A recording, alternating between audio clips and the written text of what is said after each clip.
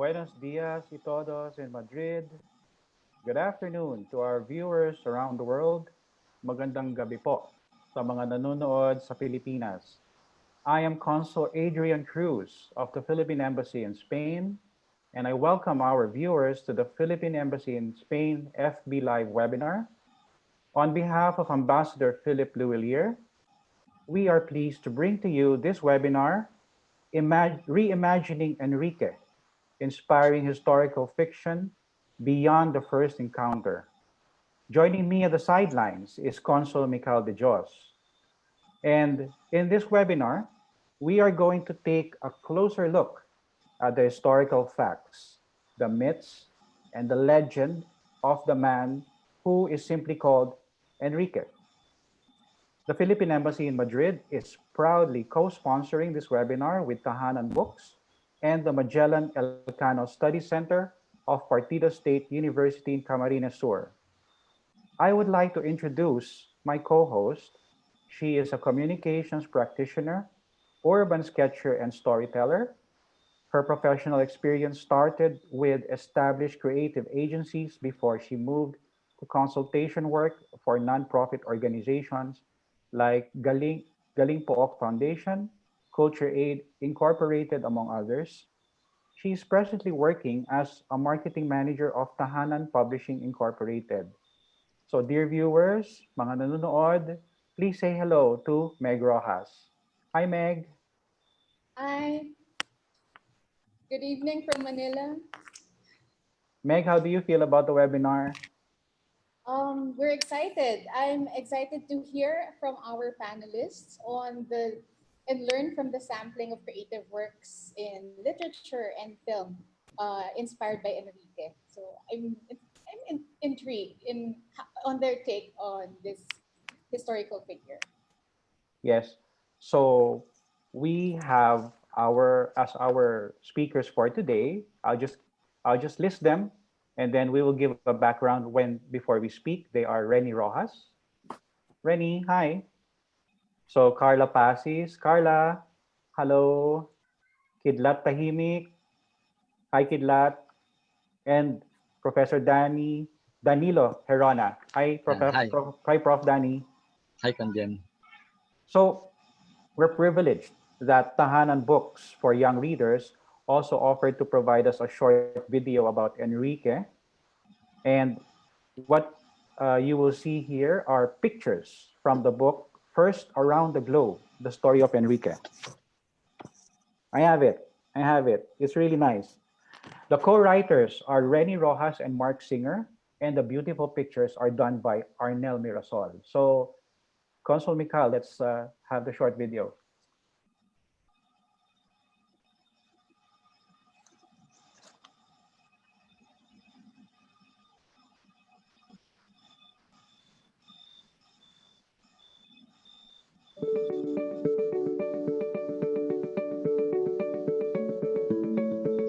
This story was inspired by an article written by the late eminent Filipino historian Carlos Quirino entitled The First Man Around the World. It told of a young slave simply named Enrique, who traveled around the globe with his master, Ferdinand Magellan, during the first quarter of the 16th century. Historians have referred to Enrique as Black Henry or Enrique el Negro. The chronicler Antonio Pigafetta said he was Sumatran. Others have variously described him as being a Malacan or Malay. Magellan himself called Enrique a native of Malacca in his will, but Mr. Quirino contends that the explorer wanted to keep Enrique's birthplace a secret. Relying in part upon the writings of Stefan Zweig, Quirino concludes that Enrique was a Filipino, specifically a Cebuano, having returned in 1521 to a place where his native language was spoken. If indeed Enrique had began and ended his journey in Cebu, he would have completed the first circumnavigation of the globe. According to Mr. Quirino, Magellan never did.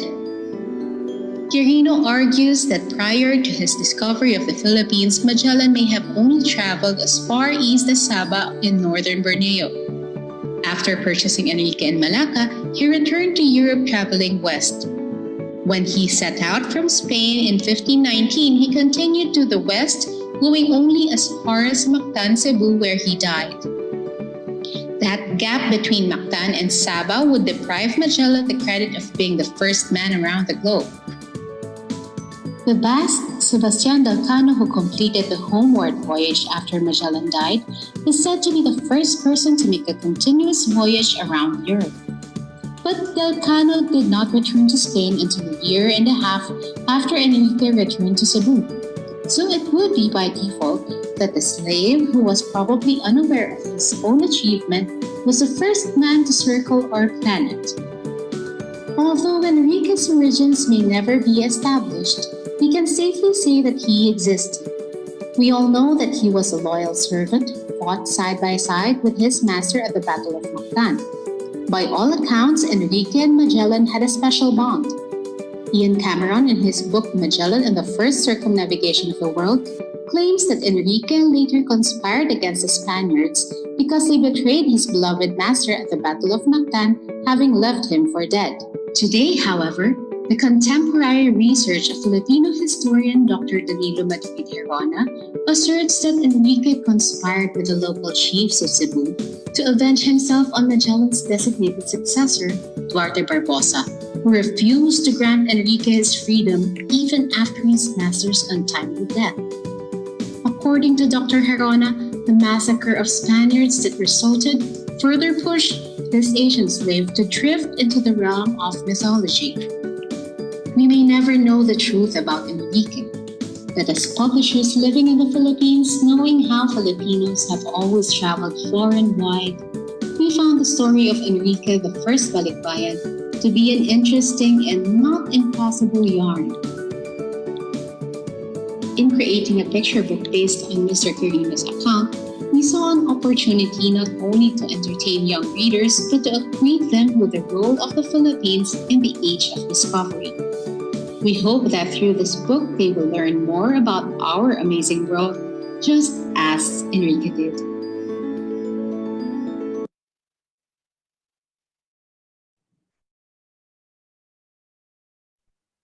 Maraming salamat.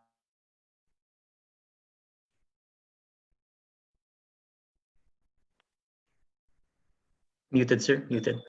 Maraming salamat po sa Tahanan Book for Young Readers for giving us the opportunity to do this brief video using the pictures from your book. So I'll turn it over now. Meg, I'll turn it over to you. Yes. So for our first speaker, Renny Rojas is a writer, editor, and publisher. Her picture book, Ay Naku, won a National Children's Book Award, and an anthology she edited, Hanggang sa Muli, Homecoming Stories for the Filipino Soul, was shortlisted in 2012 by the Manila Critics Circle for Best Anthology in English. In 2019, she won the first prize, Carlos Palanca Memorial Award, for her children's story, Pretty Peach and the Color Matching Kaleidoscope. She co-authored the children's picture book First Around the Globe, The Story of Enrique in 1997, which was reissued in 2017 as a 20th anniversary edition. The screen is yours, Renny. Thank you, Meg. And thank you to my fellow speakers. I'm so glad that we're all here to discuss this person who lived over 500 years ago. And here we are in the year 2020, a pandemic year, and we are talking about a man who has seized our imagination. Enrique El Negro, he is called, or Black Henry, and I think he is known by other names. But I want to attempt to answer the question, why Enrique? And to answer that, I want to backtrack a bit and talk about how almost 30 years ago, Mark Singer and I started Tahanan Books, and we came to Manila after living in the United States, and we had to make friends with authors and artists. Many of them we hadn't known, and we had to introduce ourselves to be able to start our publishing program. And we met Carlos Quirino. This was back in 1992 or so. And Carlos Quirino was a tall, handsome historian who was very lucky, I thought, because he had found his métier in writing history. He loved writing history, and many years later, he was awarded National Artist for Historical Literature by Malacanang. This is a man who loved writing history and wanted nothing else but to write about history. And I remember him telling me that his wife took care of all the household affairs and paid all the bills and did all these things just so that he could sit alone in his library and do what he loved, which was to write about history. Well, one day, Mr. Quirino came to us and with a manuscript that he had written where he said he claimed that this man Enrique could have been a Filipino, could have been a Cebuano in particular. And I remember that we were so enthralled with the story because it had all the elements of a good yarn or a good story. Although we could not prove Carlos Quirino's contention, we said, well, maybe we could do a children's book and call it a yarn, right, for what it is. So why was Enrique a great story? And I'll tell you why. First, it was set in the age of discovery. This was the time of expedition and exploration. And then it was really a 10-year saga that involved an abduction. I mean, this is all conjecture, but it involved an abduction, kidnapping by pirates.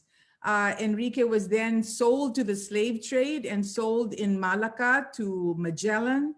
It talked about him being whisked off to Europe, where he served his master faithfully. And on the voyage towards Asia, the Spice Islands, the trip, they had 5 caravels that traveled, was plagued by storms, scurvy, people getting sick, mutinies on board. And when they landed in the Philippines and dropped anchor, there was the ensuing Battle of Mactan, where there was a betrayal and a massacre afterwards. So this was a great story.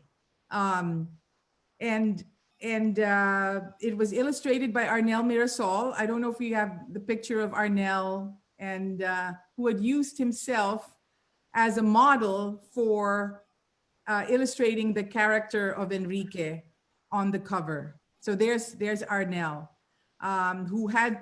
he read Ian Cameron's book from cover to cover to be able to research this book. And we are so glad that he did, so much so that we came out with this book in 1997. And 20 years later, we reissued the 20th anniversary edition of Enrique. So later on, I look forward to contributing to the general discussion about why Enrique is the object of this talk. But that's just to give you a general background as to how we got to know Enrique and how we got to publish his story. And we hope many, many more children and adults out there will get to know Enrique. Thank you.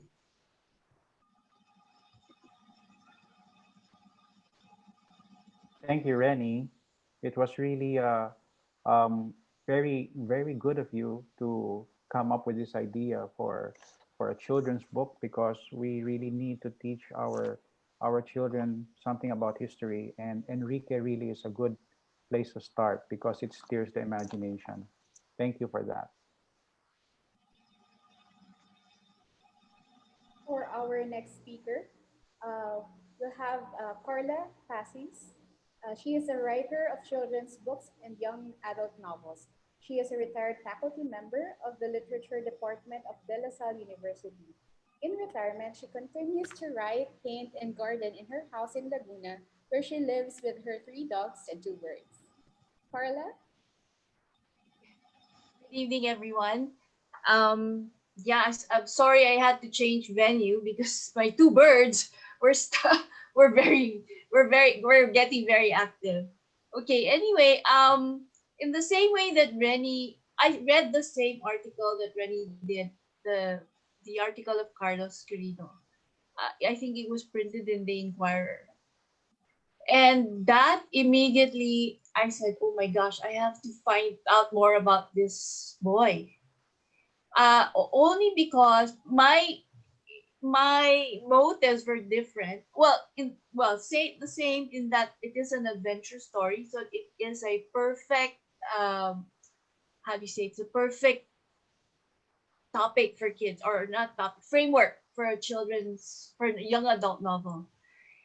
But in my case, I thought, well, there's all this. It's probably supposedly, it's not. There's nothing sure about who Enrique was, and for me that was perfect, because then that really allows for the writer to fill up all those gaps that we don't know, or we're asking questions about. So I guess that's how historical fiction is created, right? When we have this wonderful story, but we don't have enough facts, so we make it up, right? Based on the context, right? But the other thing that also pushed me to write this novel, and I have to say it wasn't easy, because I had to do research, and I really don't like research. I mean, I'm really allergic to research, which is very strange since I come from the university, right? But it was I remember I had to overhaul my manuscript the first time, right? Because it was just like, in research, it's like you find something, and then all of a sudden something will pop out, and then you realize, oh my god, what I just said was not right. And so it took me a couple of years to finish this novel. But the other underlying reason that I really felt I had to finish it was that we have in Enrique a potential hero for Filipinos. Like, that is what I think we're lacking in our literature, is that we don't, for children anyway, is that we don't have enough heroes that our children can emulate. So I thought this was perfect. He is, and I was actually also basing it on another framework, which is The Hero's Journey by Joseph Campbell, which is based on myths. Okay, so um, his going from being a slave to Magellan's interpreter. So no, he is no longer, his slave status has disappeared, and he is now not the equal of Magellan, but he is still very important to the expedition, right? So that for me was a hero's journey. And the fact, I think, that Carlos Quirino also says that he decided to stay in the Philippines. He did, or in that area, right? And didn't go back with Sebastian Elcano. So so that was one. And the other one was that, okay, maybe it is historical fiction, but at least it's told from the point of view of the conquered, rather than from the conqueror or the Western point of view. At least this is coming from it's coming from the bottom, right? So that was my motivation for writing the novel, and for finishing it, because I thought it was a very important story to tell. Yeah. Thank you, Carla.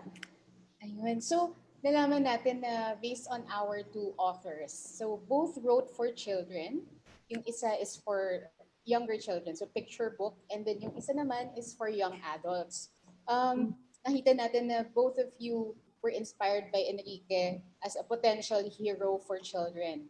So, what do you think would be um, a good jumping point for writers who would want to start in historical fiction?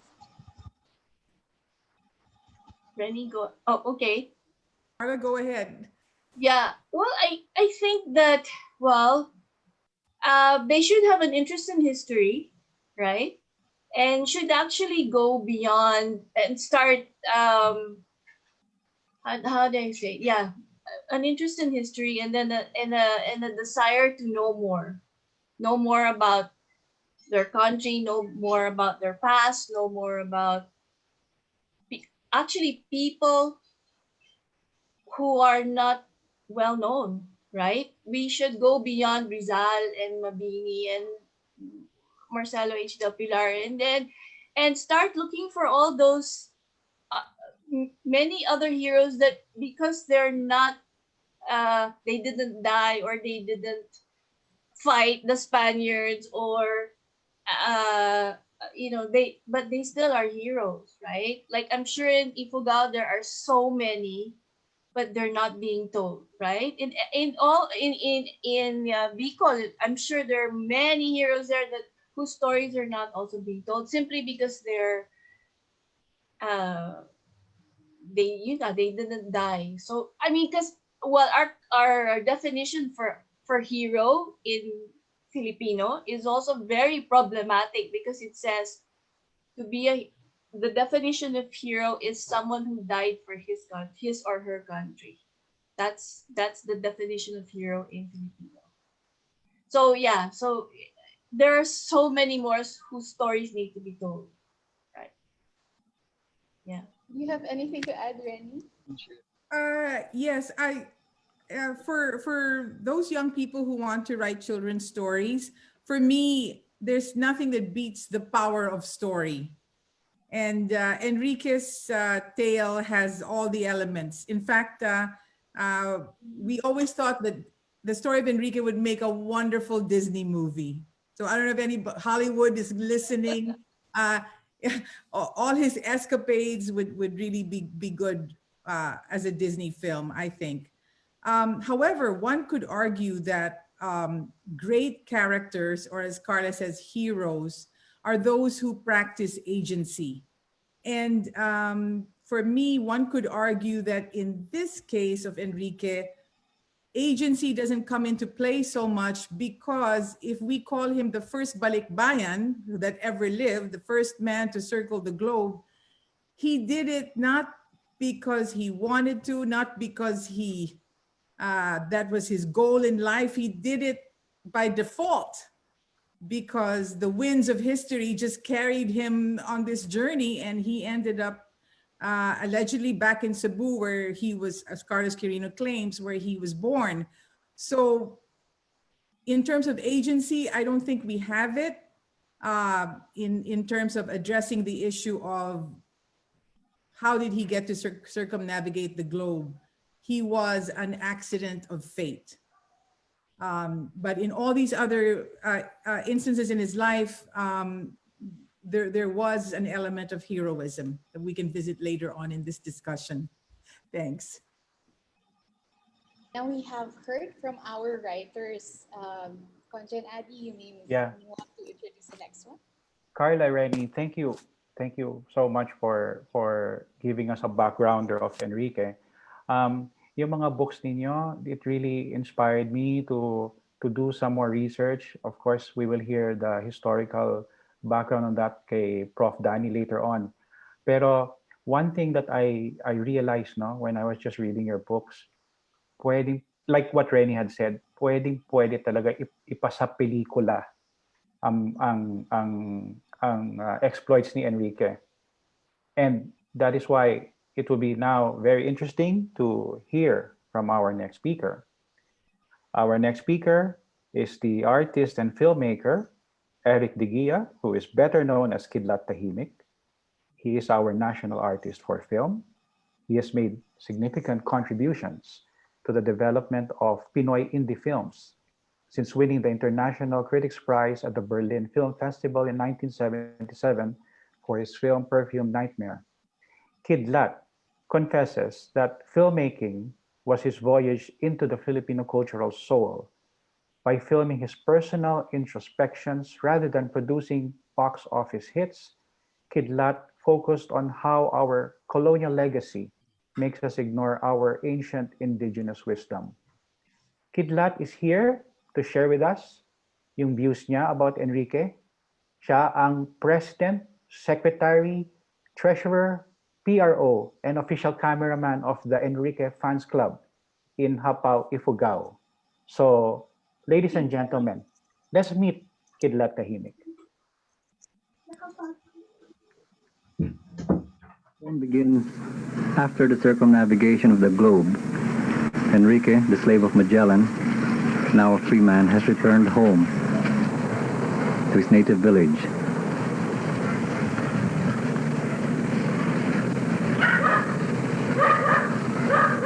On the soundtrack, we should hear sounds of a wild boar.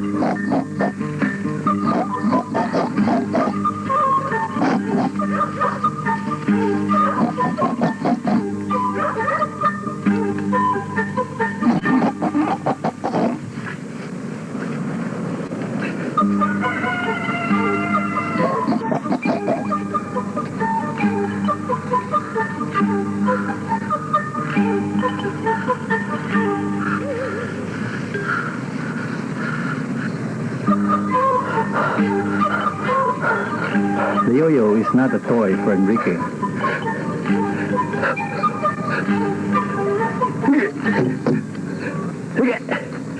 The yo-yo is recorded in a 17th century French document as an original Philippine jungle weapon. Okay.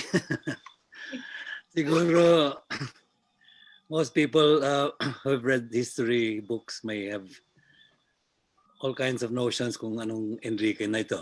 I probably didn't do as much research in an academic way. I picked up visuals and I picked up ideas, and I was intrigued by that survivor. No? Itong si Enrique was a survivor. And yeah, I think I agree that he also should be a hero. And what made him survive a voyage like that? It was not an easy thing. I think the 17 survivors who reached Sevilla, that was a big feat. At yung mga dumating na sa Pilipinas after that 99-day voyage across the Pacific Ocean, wow, malaking survival skills. Pero I can envision Enrique as meron siyang cosmology, meron siyang kaalaman ng katutubo. He had some indigenous knowledge that maybe just told him, you just keep following that setting sun and you will come back to where you came from. Siguro parang si E.T., he also had a homing instinct. Home, tahanan, nariyan na. So this is how I allowed him to enter my psyche. And that's why I lasted also a long voyage. I'm a survivor of a 35-year filmmaking journey. Inumpisan ko yung film ko in 1979. You see how young I was. Ako yung nakabahag doon. And I stopped the film maybe in 1985 or 86. Kasi my 3 sons were growing up and I said, I want to shelve the film muna. I don't want to be a prisoner of my film. So I'll come back to it in 5 years, 6 years, which became 25 years, 30, 35 years. Anyway, I imagine Enrique as if Magellan was the master of the voyage, and we all know about him. It's all documented, even the cargo that they had and all his letters, and even his last will and testament, which still exists today in Sevilla.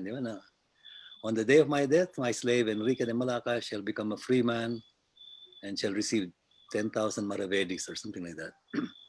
Which I think it was Renu said, he must have been a special person to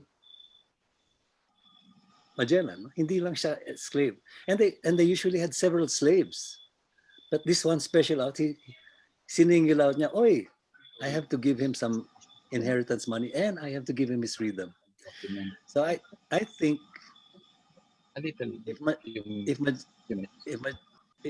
if Magellan was the logistics master, he was talking to kings, He was negotiating with bankers, the Augsburg bankers.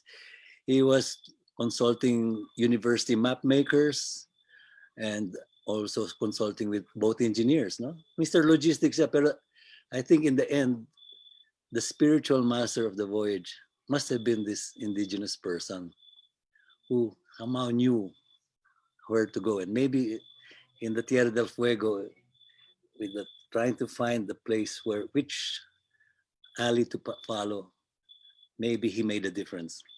But this is something that I think I cannot prove as a historian.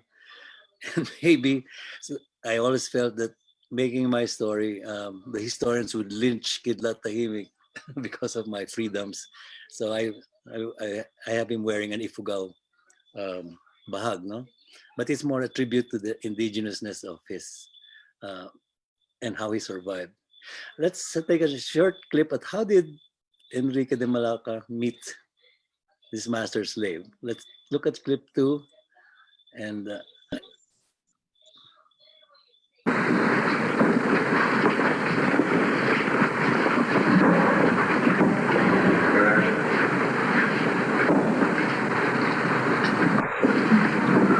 Magellan is in the flea market of Malacca looking for furniture.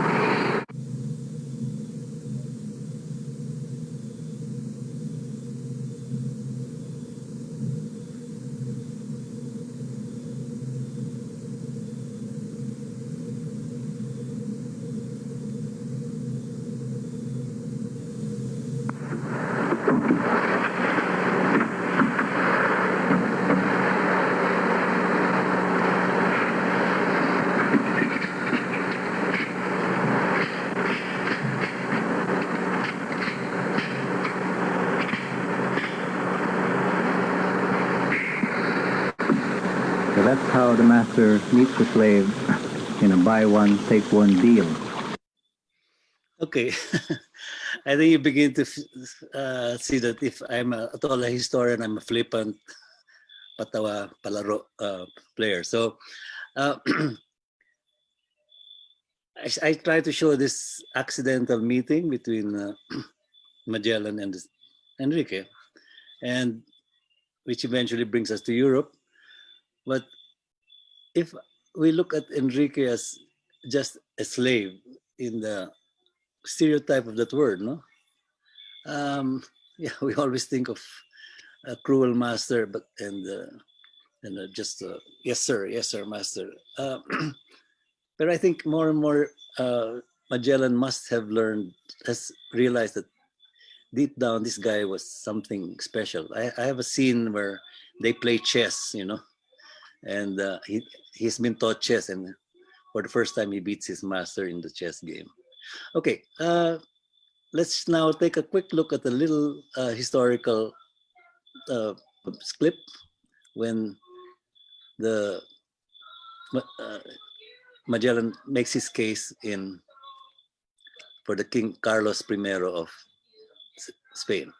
A flash forward a couple of years.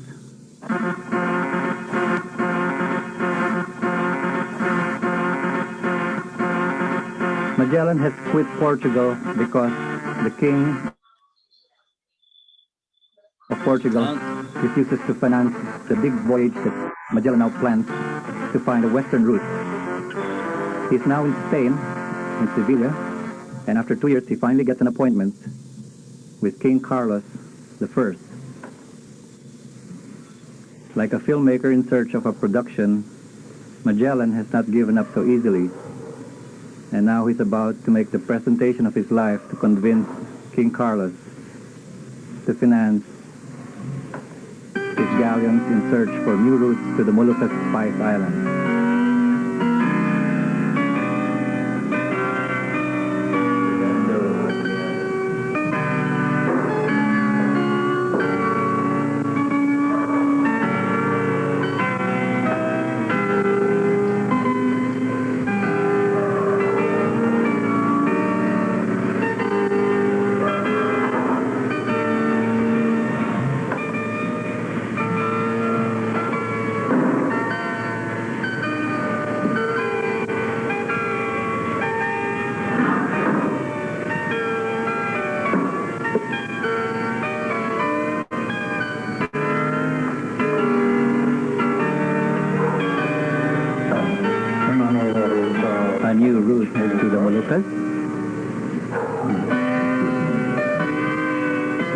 Portuguese are here, and we are on this other part. Okay, I think we sort of know that I think Enrique was brought to the court. He brought some samples, and I think it was his convincing argument that his valet, his slave, his interpreter knew the way to those islands. Of course, we can't prove all those. Anyway, the thing is this: do we always have to prove these his heroes that Rennie has talked about? And maybe some heroes come from our mythology and mga alamat, mga so. But I still, over the years, my 40 years working with him, I think I have come to believe that there is, well, we know that he existed, but it was just mentioned 5 or 6 times in Enrique's book, in Pigafetta's book. But there have been many writers now who have referred to him as the possibility, besides Stephen Zweig and Cameron and all these other people. I even saw comic books. You know, I went to Portugal last year, and the Portuguese and the Spanish are now trying to claim this guy. And there is some comic book from the Portuguese POV, no? And they show there, wow, the guy who killed Magellan, there's a flashback at the end of his comic books. And the guy who killed Magellan was not one of us. It was Elcano. Maybe trying to get that honor. Never mind, whatever the case, again, I think we're also entitled to our POV, and maybe we will put our emphasis not on all the opposites and loxites, opposite and locusite. But if I'm piecing things together and coming to this picture of an indigenous person who could have guided his master by the nose. Let's take a look at the last clip of the historical Battle of Mactan. Again, I make my own artistic license, and let's just see how the battle ends, okay? Clip 4. My starting point is that Lapu-Lapu doesn't want to do a physical battle in the beginning because maybe it's going to cause deaths on both sides. And he starts with a noise barrage to try to expel the invaders. My poetic license, okay? Mikael? Let's wait for Mikael to show the video. Okay.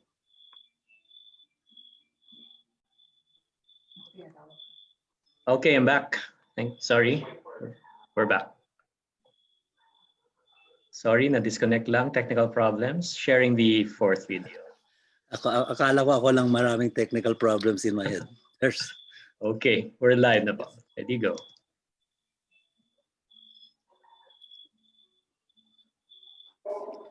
There's a sound of angklong sounds there, no?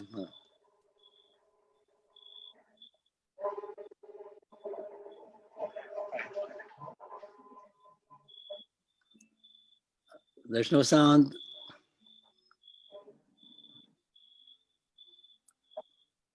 Anyway, this is a turning point where he decides he has to do a physical battle because somebody on the ship fires a cannon, and now Magellan resorts to real warfare with their bamboo cannons. Sorry, the sound's out. And here's the last dramatic scene.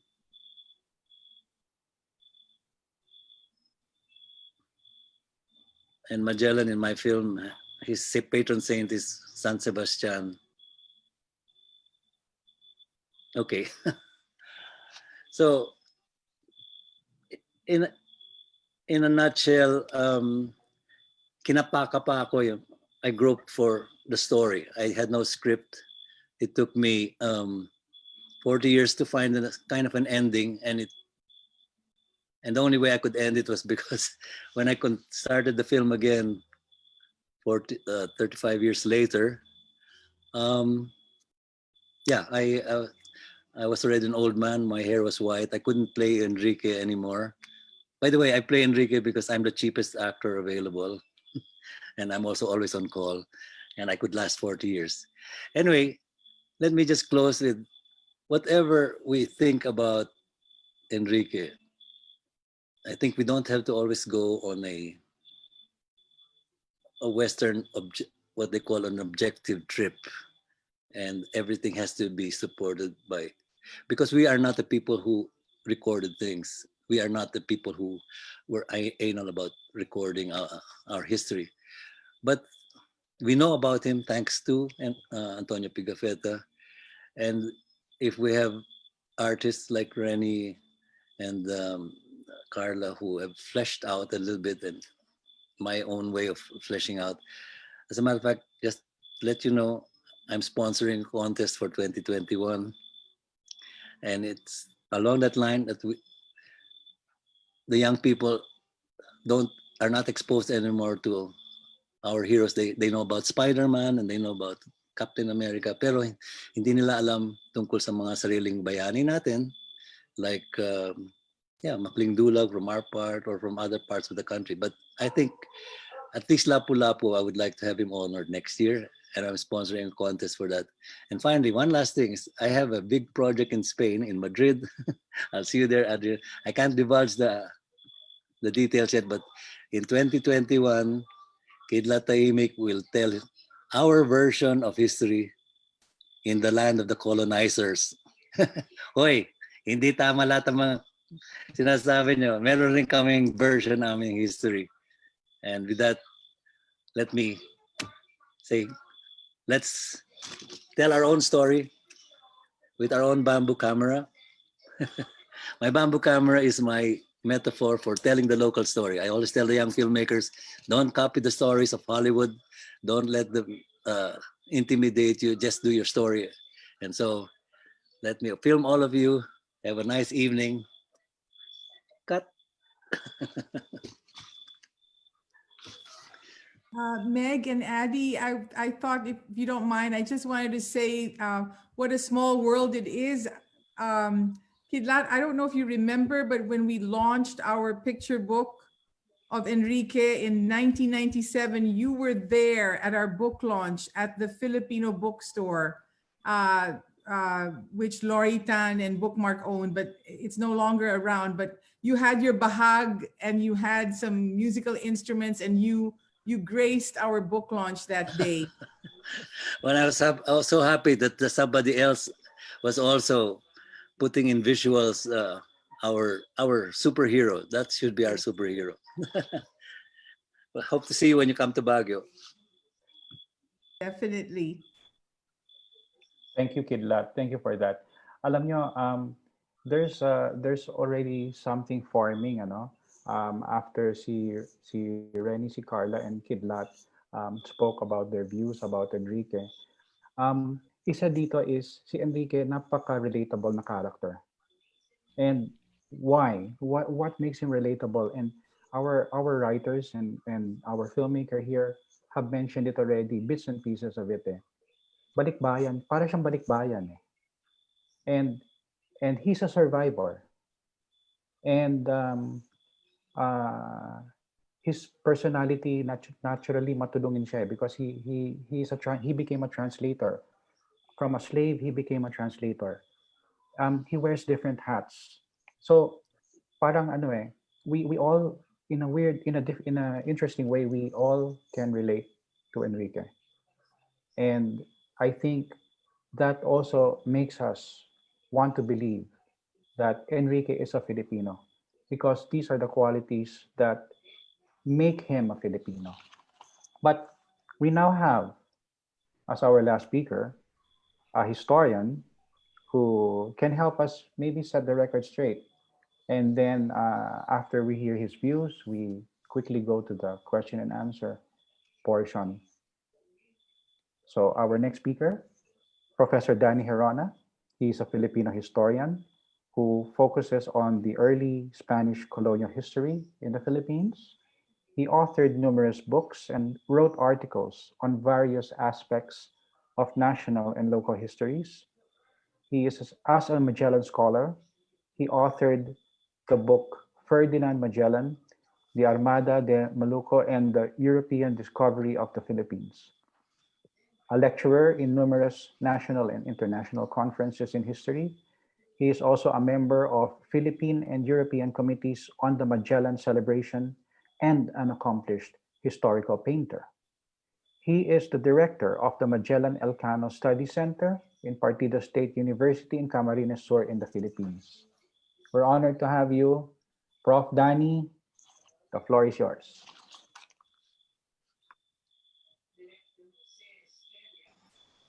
Thank you very much, Konjen. Good evening, everyone. It's an honor, of course, to be part of this webinar on Enrique. Well, of course, I did much of my work. I relied on archival documents. So I spent about 10 years working on the archival documents in the various archives in Europe, the Archivo General de Indias in Seville, the Biblioteca Nacional de España, Museo Naval, Real Academia de la Historia, and of course at the Torre de Tombo in Portugal, or of course Magellan came from, and some documents from the archives in Italy because of Pigafetta's report. So I have examined them. But unfortunately, I don't want. Of course, all of us wanted to have a rally point for our pride, such as Enrique as a Filipino. But the documents, unfortunately, seem to be going against this. First of all, I examined most 16th century, not the primary document, meaning say eyewitness accounts of some of the members of the expedition, Gines de Mapra, and some of those interviewed by Transilvanos and Peter Martyr, and unfortunately, all of them seem to suggest that Enrique was not a Filipino. For example, Fernandez de Oviedo would say that he was actually a Sumatran. He was from Sumatra. He was from Sumatra. Pigafetta also says he was from Sumatra, but it was Magellan, in his testamento. Magellan made a last will and testament before he left in 1519, and it says there that's the one of the, I would say, the document which contained certain details on Enrique. The most details probably that we have in the world today came from the Testamento. It says that Enrique was not actually black; he was actually color loro, which of course means that he was a mulatto. In fact, another chronicler in the 16th century would say he has the color of a membrillo, which is more of a copper colored, something like that. So it was not actually black. It was not actually dark that most of us have always imagined him to be.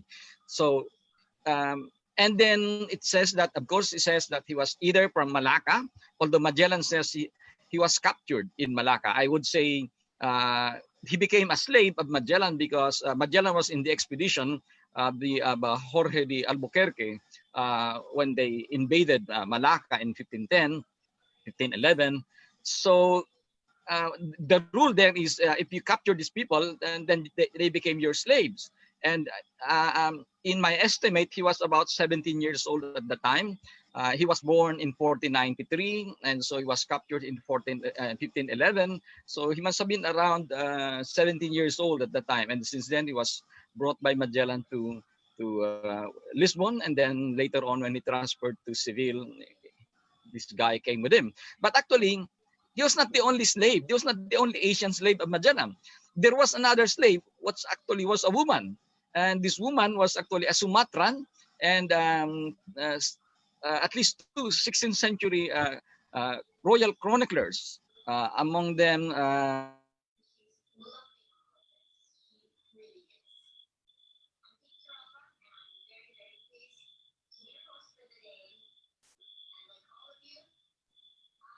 We lost Danny for a while, but let's just wait and hope he gets back soon.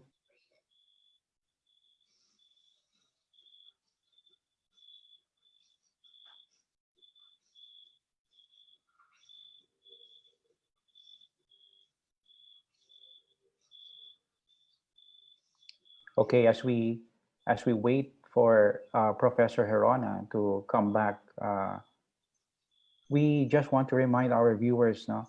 I'm just checking our Facebook Live, and if you have questions that you would like to raise, please mention it here.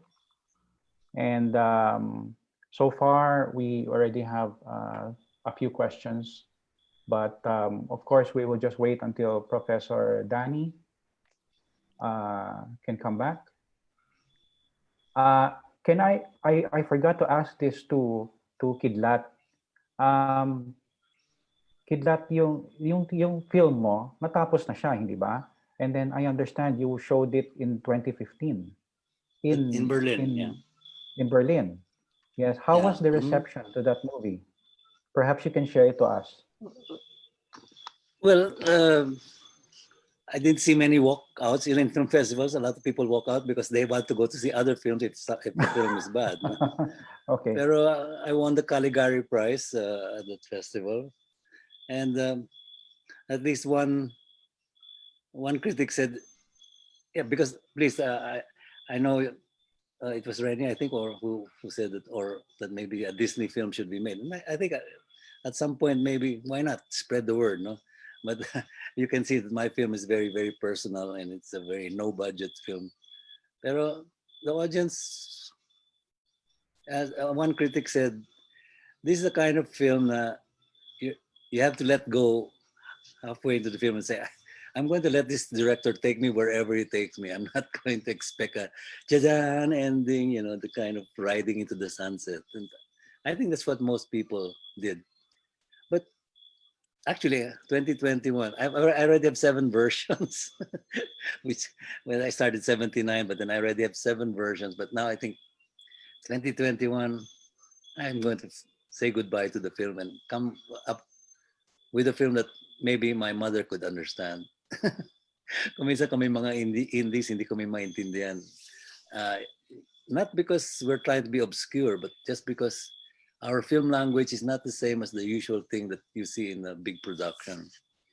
And then sometimes we relate to the personal, and we relate to the character we're talking about, like Enrique. But I think many people will be able to ride with it, no? It's just that sometimes we just expect the 1,000 violins, so you fall in love with with the actress or what. So that was the reception, and I think I'm going to finish it next year.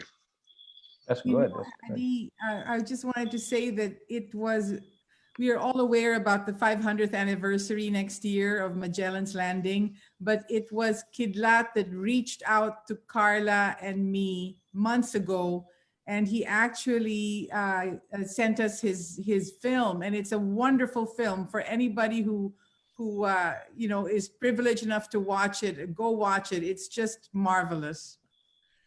It was April 7th when I sent you my copy. Remember, April 7th was the day Enrique arrived in Cebu. So I said, okay, that's the day of the first circumnavigation.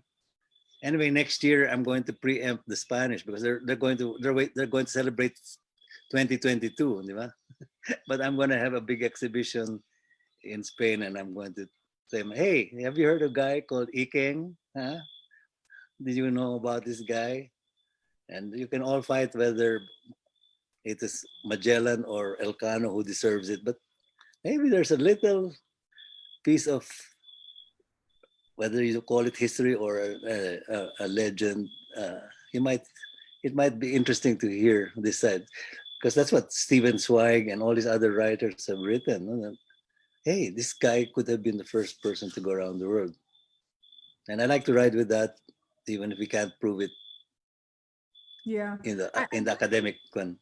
I'd like to explore that word legend that you mentioned, Kidlat, because in the course of publishing children's books for over 25 years, we've also worked with the stories of Severino Reyes, who is the man behind the Lola Bashang stories. And Severino Reyes shamelessly borrowed from fairy tales all over the world. And in the end, he made these stories his own.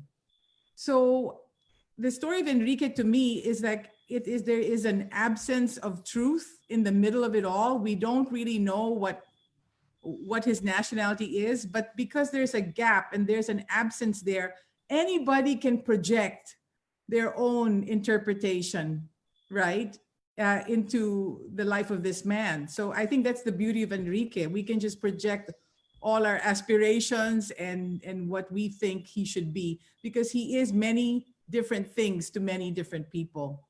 Well, as artists, we can flesh him out the way we want, no? And I think it's fair enough. But there's enough solid facts, whatever fact means, they were facts that were cited, written down, and I think, but that when you said the truth, not everything that has been cited is the truth.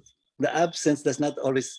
Sometimes there are gaps that allow us to explore truth, provided we have a few landmarks to connect us. So I think if we're challenged by historians or academicians or PhD people, prove it to 100% that he was the first circumnavigator, I would say no. I can't prove he's the first circumnavigator, but nobody can disprove the fact that he came and could speak the language there. And if that is a circumstance that he might have been the first circumnavigator, nobody can disprove it.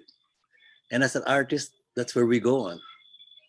But if we fight them on the battleground of the opposites and loxites, opposite and locusite, those footnotes we used to make, if we always have to do it, it's an echo chamber of the academe.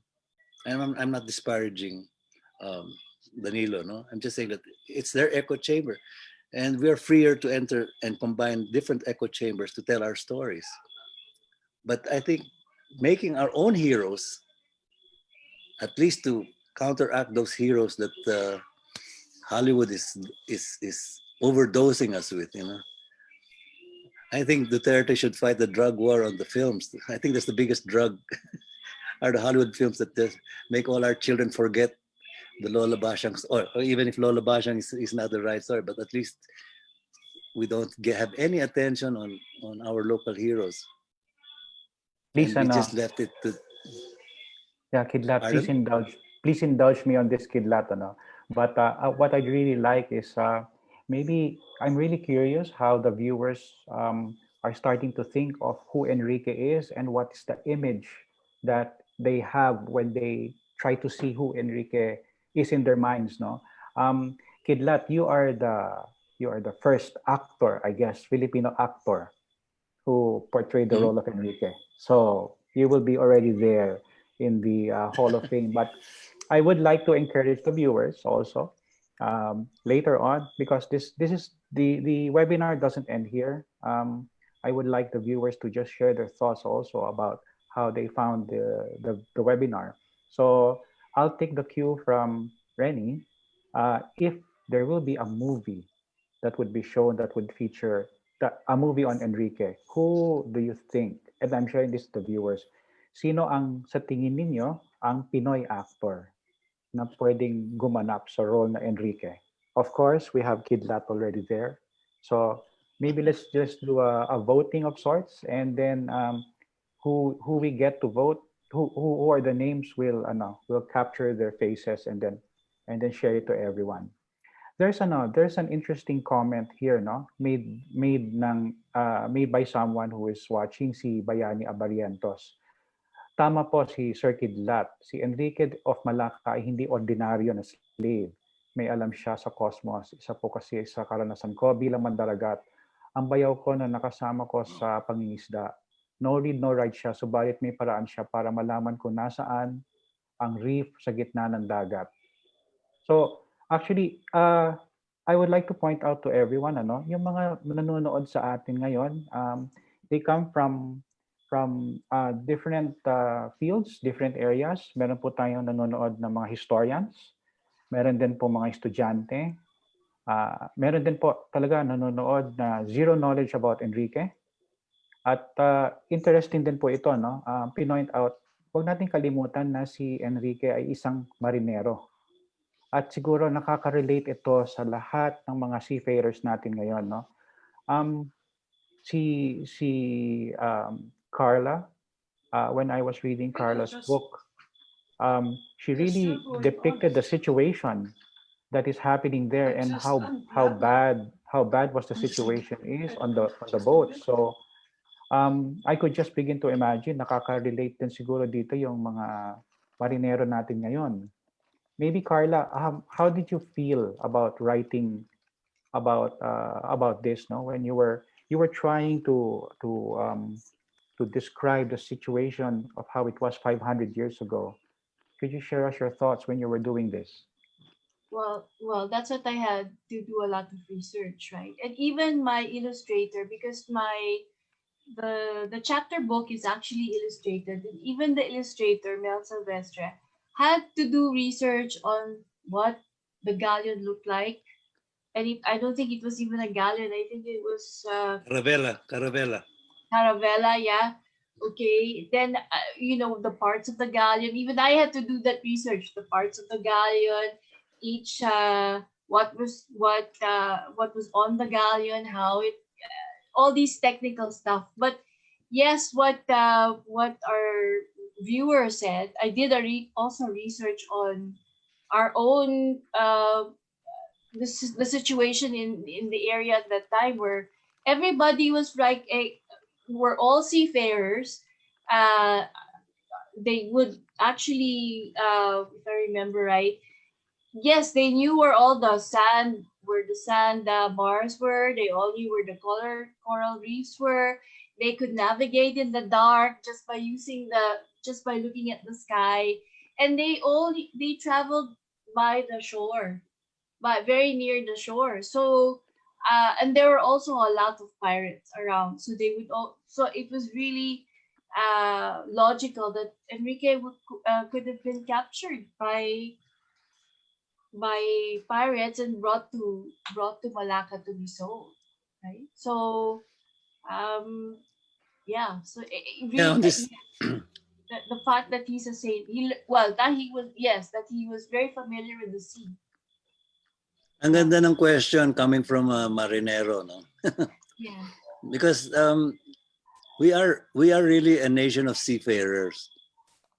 My wife is doing research on, and she came across this theory about,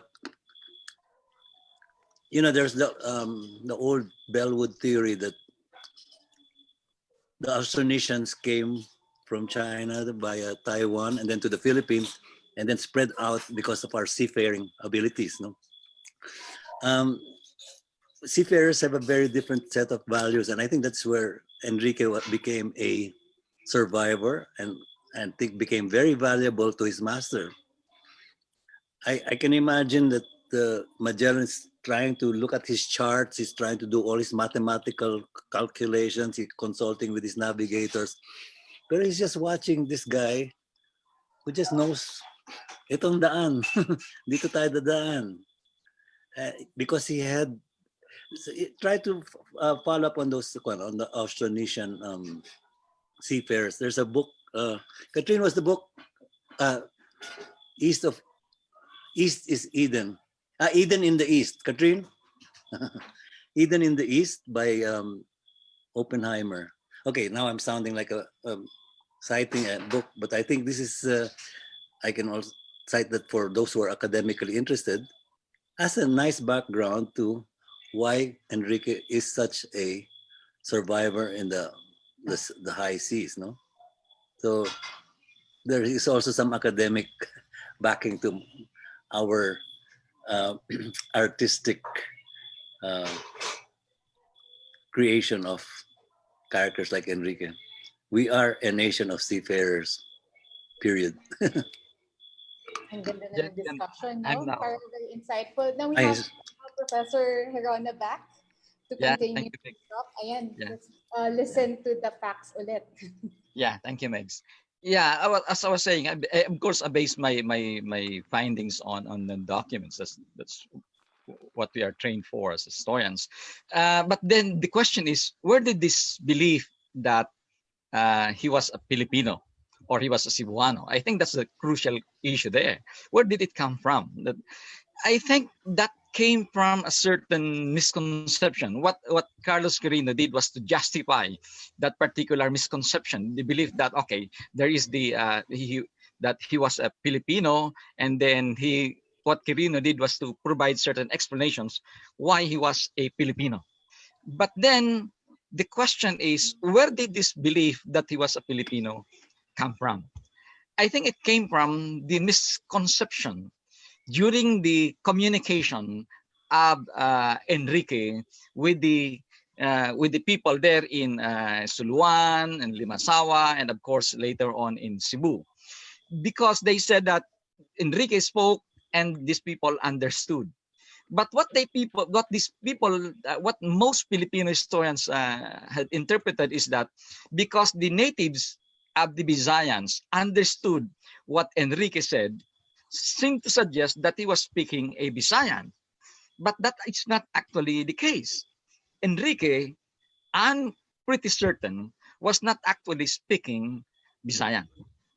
One proof of that, in fact, Pigapetta himself confessed that the chieftains in the Philippines at the time really actually spoke different languages. This is not only native language, not only language of Visayas, language of the Tagalog, but they were speaking even foreign languages, especially of Southeast Asia, and most likely the Malay language. One concrete proof, which apparently historians did not examine, but it's already there in the work of Pigapetta, is there were certain terms, there were terms there that Pigapetta mentioned. Kata, Raya, Chita. Different historians tried to interpret that. In fact, even foreign historians tried to interpret what was that. They could not decipher what it was. In fact, Pigapetta made an interpretation, said, "Sir, be careful," somewhat like that. That's how Pigapetta apparently understood these three strange words for his eye, for his ears. And in fact, some historians, American historians, interpreted that as saying that one, I think Martin Noon, an American historian, saying that it means actually ipakamatay kami or ipakamatay kita. So apparently the interpretation is that the Spaniards were saying that they are going to kill them. But then if had they what I did is actually to look at the at a work of a certain John Crawford, a British expert who published a work in the early 19th century on the Malay grammar, Malay history. Was an expert in this particular part of Asia. I think he was assigned there at one time as a colonial administrator, and he wrote a number of books on the Malay world. And in that vocabulary presented by John Crawford, there were three words which apparently fit with these words mentioned by Pigapetta as having been uttered by the Siam merchant to Humamon, Kata, Raya, Chita. And in that Malay dictionary, it says there that there is a certain word that says Gata, Raya, and Chita. Gata means I trembled. Raya could mean great, but it could also mean that to plunder.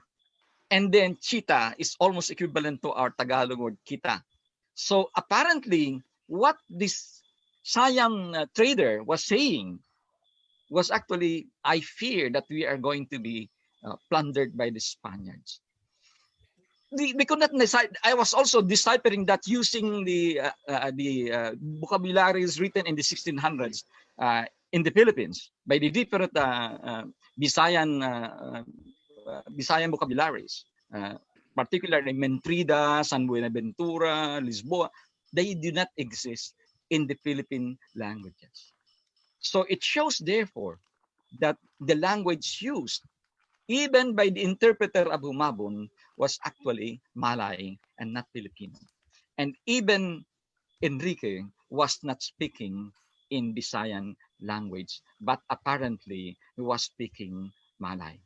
The reason is because the intention of Magellan was that, of course, the Philippines. His intention was to travel to the Spice Islands, where Enrique could have come from. Either he was a Sumatran or he was a Malaccan. And most likely, he could have been a Sumatran because of the other woman who probably was Enrique's wife. This Sumatran woman was mentioned by several chroniclers as having been brought by Magellan during the consultation with the consultative body of Charles V. So, and they said there was in fact a description about this woman, a slave woman. She was pretty, very, very eloquent, very, very intelligent, just like in a way Enrique de Malacca. So all this evidence suggests that apparently Enrique was not a Filipino. At least there are scraps of written evidence which suggest so. Other than that, most of them are probably oral traditions or speculations. I don't want, of course, to disappoint the Filipinos. We wanted, of course, to have a rallying point for our pride, but at least the records would say, and all the logical, let's say, flaws of history, at least in the development of the expedition, suggests that Magellan got him because he was useful, because he was from the Spice Islands, which he would be using later on to communicate with the people where he would be dealing with. And of course, there's another thing. He was not the only lingua. There were other lenguas in the expedition, but he became very, very prominent, lingua or the interpreter. But he was the lingua that became prominent because of our interest as Filipinos.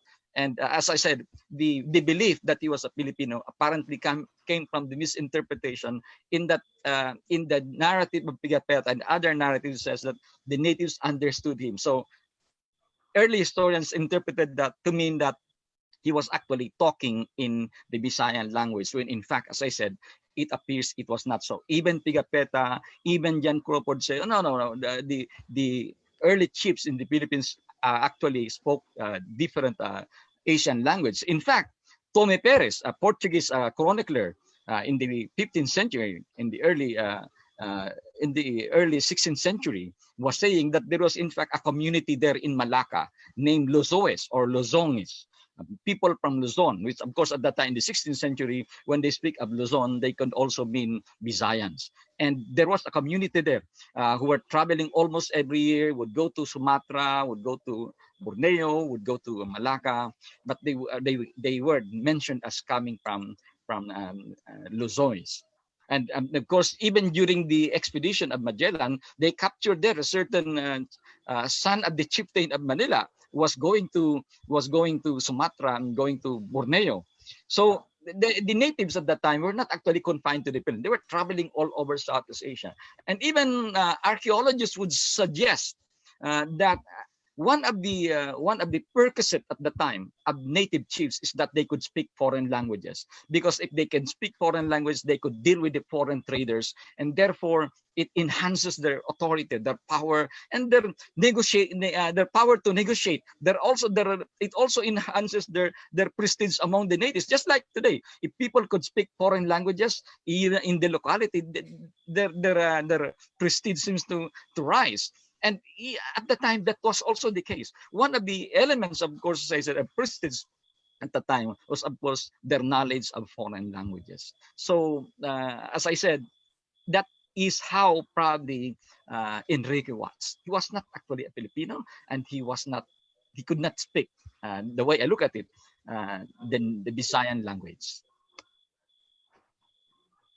Thank you, Professor Danny. Ang ganda ng insight, no, na as it was earlier discussed by our writer guests and our filmmaker, na yung tendency nila in writing historical fiction is to fill in gaps dun sa historical accounts na hindi pa na-define. So sa perspective naman ni Professor Danny, inaral dahil marami siyang documents na aral na. So isa sa mga panibagong perspective na ini-introduce niya dito is hindi local language literally of that place, kundi multilingual sila in the area, in the region. So I'm really curious kung meron kaya tayong may inspire na mga new writers to explore more materials in ASEAN content. 'Di ba? Parang baka mas marami tayo, mas malawak yung mga mako-cover natin na accounts. To start off yung panel discussion natin, we have the first question for everyone. What is the historical significance of the story of Enrique in the present day for Filipinos? So we can consider kung hindi man siya Pinoy, ano po ba yung at bakit natin kailangan balikan yung itong character na to in our history na si Enrique? Is there anyone in the panel who would like to take Let, the let me start just with, first of all, Enrique is not a Filipino because we were not Filipinos in those days, okay? It was only in later when Legazpi gave us the name Pilipinas that we became Filipinos. But maybe we're all arguing about that person who came, whether he came from this part of the world or this part of these islands or that specific island. I don't want to joust with Danilo. I think that he's a very methodological scholar, no? And that echo chamber of how you come to your conclusions is really a very important part of our university system and the way the world is sharing knowledge. So I will not try to counteract anything on those. When you were off the air, I just brought up a point that yes, none of us, neither Rennie nor Carla or me, can prove 100% that Enrique was the first circumnavigator. We're more fascinated in broad terms that baka isa sa atin ang, or maybe it can even be an anti-colonial feeling. Ay, hindi naman mga European palagi ang mga bida. But I think we cannot prove 100% with the same citations like you have. But I think we cannot also prove 100% that he was not the first one. Maybe there are citations that call that he was a Sumatran and that he must be speaking Malayan. But I think in those days, those terms were very vague, and more or less, since they didn't know about Cebu, they might have said, "Oh, he was a Sumatran." These were maybe the first terms that came into the minds of people describing somebody from the South Sea Islands. They were Malacan, and of course, we also know that Enrique de Malacca was. In those days, when you buy a slave, you Christianize him and give him a Christian name, Enrique. And de Malacca just is an indication where you bought him, not necessarily that he's from there. Maybe you bought him, if you bought him in Baguio, he would have been Enrique de Baguio. Anyway, in these broader terms, we artists try to allow our story to come in, and it's not just being chauvinistic and patriotistic, but it's a nice idea that he could have come from our part of the world. And so I like to ride on, he was an indigenous person.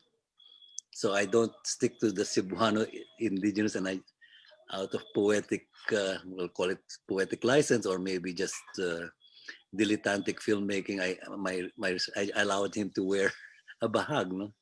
Because I'm from here and I know I'm more familiar with bahag as a costume. So conveniently, I didn't not want to go into research what was the real clothes of the people in Cebu. But I'm sure everywhere in the Philippines, we were all wearing bahags in those days. So my general tribute will probably sidestep some of those very solid facts that you have, Danilo, and I really congratulate you for the work that you do. But even already in my mind, we talked about legend, and maybe we are creating legend as artists, and we have all these stories that come from here and there, but nobody can disprove that those people did not exist or that they did a certain feat. So that's just to fill you in on while you were. I hope the typhoon hasn't hit you, Danilo. Baka, kaya ka ba nawala sa screen? Yeah, that's true. Yeah. Wow. Yeah. I'm wondering Thank you very much, Kidlat.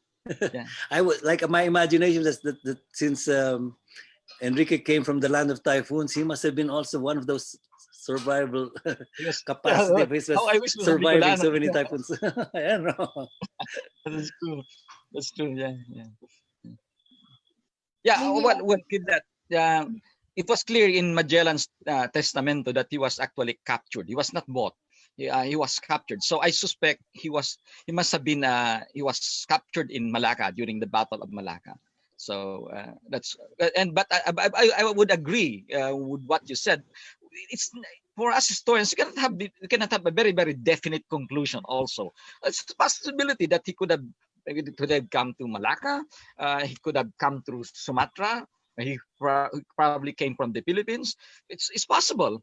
But then, of course, as I said, we are constrained by our discipline that we limit ourselves to the conclusion based only or warranted only by the documents. So it's possibility. I do not discount the fact that it's a possibility that it could have been there. It could have been captured by pirates. So it's always there. But the point for us is, how are we going to prove that? And we generally, for us, the canon of our scholarship is actually confined only to the evidence provided by documents. So, thank you very much, Kidlat. At least we artists are not constrained, like you said, to That's prove. right. That's right. And so we have that freedom to, but in that end, we could not also disprove. And I think that's where we enjoy feeling what I think Rennie or Carla said, we just flesh the people with our imagination. But maybe we need that today because we also have had this colonial legacy where we look down on our Filipinos. We all, palibhasa Filipino, we have all these pejoratives.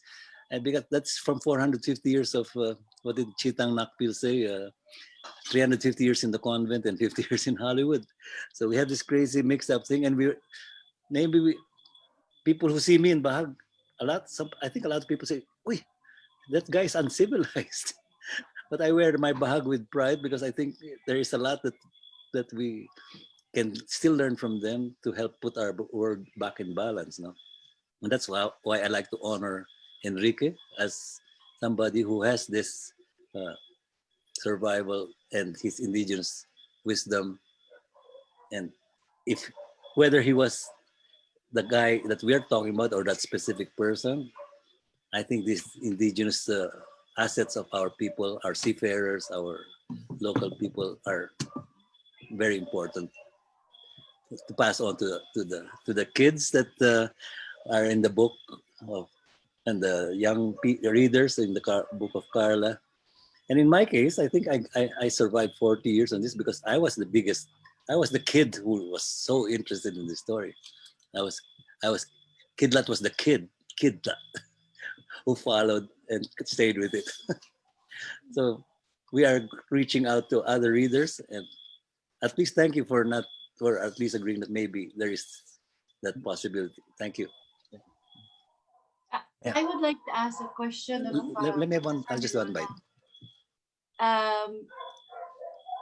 What Enrique remained in Cebu, correct?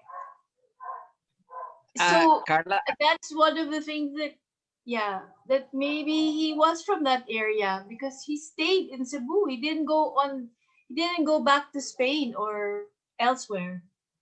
Or he became a naturalized Filipino. Yeah. He stayed Or- there.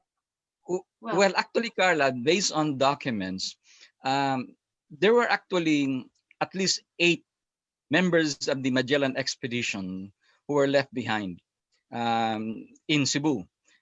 After the massacre, there was a massacre in May 1st, and at least 26 or 27 of the survivors of the Battle of Mactan actually died in Cebu. But contrary to popular belief that we never knew anything after that post-Battle of Mactan event, actually we knew a little because there were at least 8 crew of the Magellan who survived the battle, who were taken prisoners, and in fact they were sold as slaves to the Chinese. That's the document in the post-Magellan expedition. I think it's the Loaiza and the expedition that came after, and they gathered certain information about these people. So we knew that there were 8 we do not know. Probably among them would probably be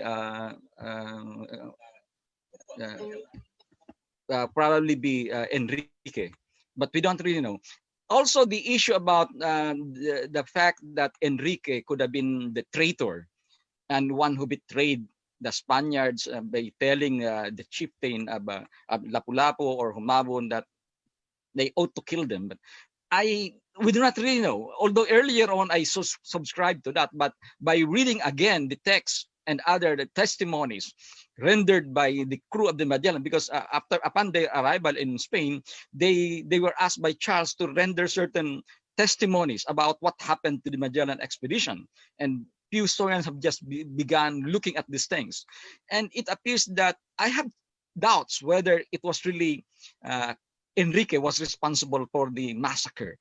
The reason is because the one who testified that it was Enrique who actually told Lapu-Lapu and Humabon to kill these Spaniards because they are aiming for something else was actually Sebastian del Cano. And you have to understand that Sebastian del Cano hated Magellan very much, and Enrique was actually very, very much associated with Magellan. The other thing is the one who actually propagated, also promoted that story, was actually Pigafetta. But you have to understand that Pigafetta plays politics. Many historians did not examine Pigafetta. They took Pigafetta's words hook, line, and sinker. But I'm working on the Pigafetta biography. I went to the house of Pigafetta in Vicenza, look at the records in Italy. I begin to entertain certain doubts about the objectivity of Pigafetta's account. He seemed to be engaged also in journalistic politics. He was trying to avoid playing up certain issues about mutinies, certain issues about the Spaniards, because apparently he feared that there might be reprisal at the end of the expedition. So we have to be careful also about the narratives, of course. That's as historians, we also are concerned with the power game involved even in the production of the text. And that's probably how I look at it. So I would say I would exculpate to a certain degree Enrique from the accusation that he was the traitor. He was the one who betrayed his fellow members of the expedition.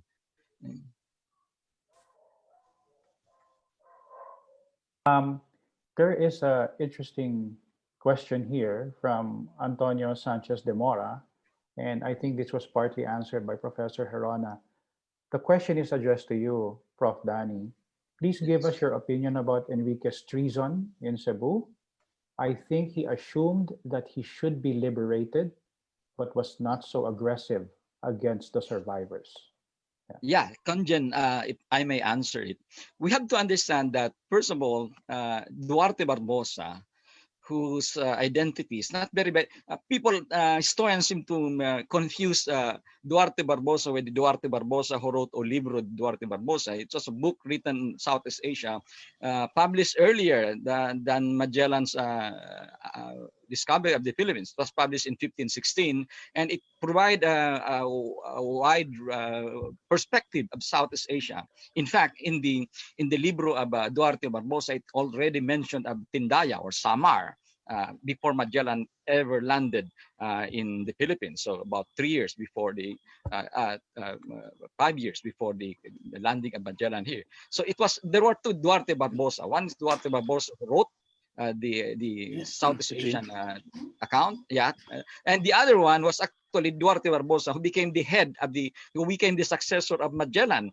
And this guy, we do not know. There are accounts that said he was actually the nephew of the wife of Magellan, but it also says that he was the brother of the wife of Magellan. But one thing sure about this Duarte Barbosa, he was a very, very good person. He was notorious for womanizing. Magellan reprimanded him in South America because they were not allowed to go down to the ship, but he went down there and engaged with the women there in South America.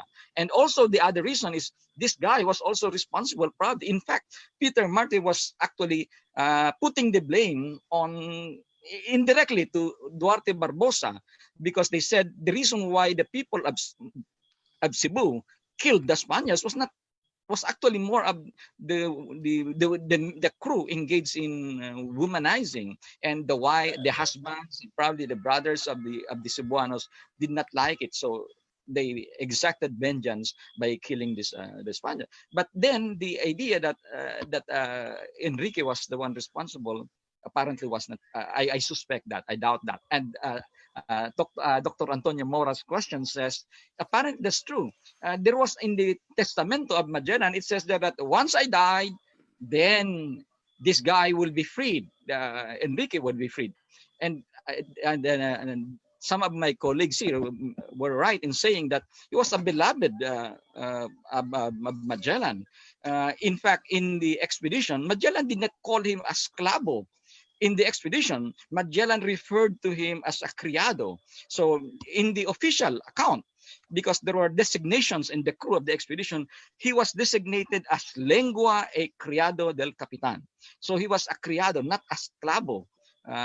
So a criado is a much better designation, almost the same as servants, but he was as a criado seems to have freedom than a slave. So that the question is, of course, I hope it answers the question about Senor Antonio. Thank you, Prof. Can I Manny. just Yeah. can I add to that? Just that I think it was the statement of Pigafetta casting a judgment when he said that as we were leaving, we saw the interpreter stayed on the island more, and he had been more cunning than we had thought. Yeah. So it's a very nuanced sentence that says he must have been part of that conspiracy to invite the Spaniards on the pretext of a banquet, but actually planning para mamassacre sila. Talagang traidor.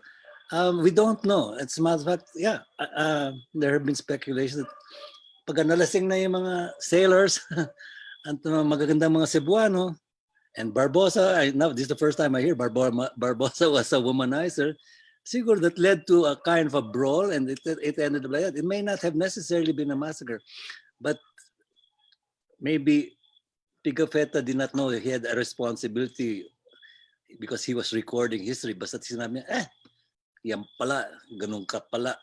Just automatically jumped to the conclusion. None of the survivors came back. So nobody ever told how it happened, how it started. Diba? None of the survivors of that massacre came back. So I think that's a very nice point, that maybe the womanizer Yeah, in actually, Barbosa. just to add to that. In fact, in the other testimonies rendered to Charles V, only Sebastian del Cano put the blame on Enrique. But the other members of the crew, there were three or more, at least three, who did not even mention, did not make any reference to the treachery of Enrique. Imagine they were together, but the three did not mention. Only Sebastian del Cano, as I was saying, because Sebastian del Cano was actually connecting Enrique with Magellan. So Can I ask you a question on that? That yeah. meeting they had in Valladolid, no, with the four survivors. I think Pigafetta, Yeah. Del Cano, the navigator, what's his name? Anyway, Yeah. am I correct? I had the impression that Pigafetta gave his manuscripts and left them behind to King Carlos, and later had to reconstruct from memory when he actually wrote the book. So that maybe there were also more added nuances or speculation or political, political journalism in that final version that got printed. But am I correct that I think he left with that tribunal that was investigating that thing in Valladolid, he left behind his manuscript with them, his original manuscript? Well, it's not very clear that it appears that, but I agree with what you said, that apparently there were certain revisions made by Pigafetta later on. In fact, that's the reason why there were several languages, French, Italian, because they were saying, well, Pigafetta seems to be trying to adjust to the one whom he will be giving the manuscript to. And The producer so of the producer of his film. so if that's if the French king is asking for that ticket. yeah. So he was actually doing certain adjustments to certain degree. So that's in the way the manuscript was not prepared. There were certain schools of thought that said that Pigafetta made a diary on a day-to-day basis, but then they said it had been lost for some time, and therefore he has to reconstruct that on certain kind of an outline form and then produce a more expanded form when it was already finished in 1523 after they returned, of course. So that in that particular case, after 1 year of being there, he probably began entertaining certain political considerations in producing the manuscript that he would be submitting to the king, whoever that be. It's quite ironical. He did not write it in Spanish. He didn't submit it in Spanish. He wrote it in French. He wrote it in Italian, but not in Spanish. And yet he was there in the expedition. And quite interesting. Many things were coming out. That's the reason why I said I begin to doubt certain the objectivity, because of the fact that even in his when he registered himself, he did not register as Antonio Pigafetta. He registered as Antonio Lombardo. And even the names of his parents were not actually given the popular names that was familiar in Vicenza. So he seems to be hiding certain things in that particular case. And that's the reason why we have to re-examine the works of Pigafetta, because that's the major source of our narratives on the expedition, including, in fact, references to Enrique. Thank you for that. Whoever Rani. said that history is boring has not read enough.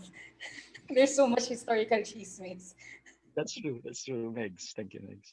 Meg, let's read the other questions here. There's a question from Alex Del Mar. Fluent kaya si Enrique sa Portuguese and Spanish?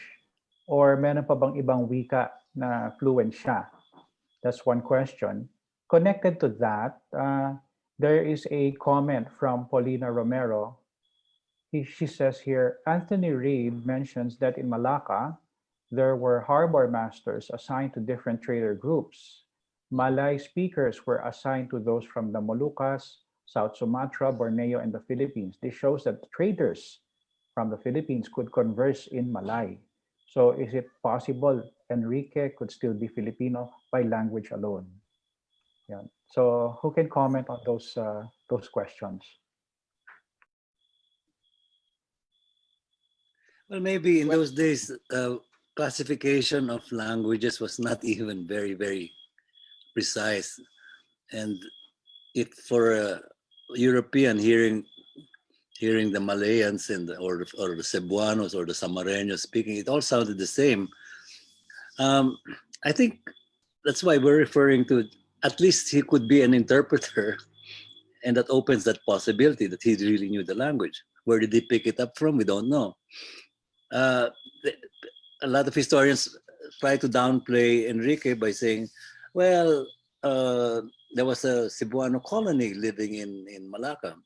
I don't know how they found that out, but even if it's true, he could have been I like to think of it this way, no? Magellan bought, however, he had picked up Enrique in Malacca, and they started this voyage and brought him on 99% of the trip, because roughly Malacca is about 900 kilometers from Cebu. So that's maybe 1% of the voyage. So Magellan completed his 99% of his circumnavigation. But somehow, this lad, this boy, who could speak or learn the language in that island, was picked up by pirates, brought to Malacca. So he did the 1% before Magellan took him on 99%. So 99 plus 1, nangyari by fate. Na?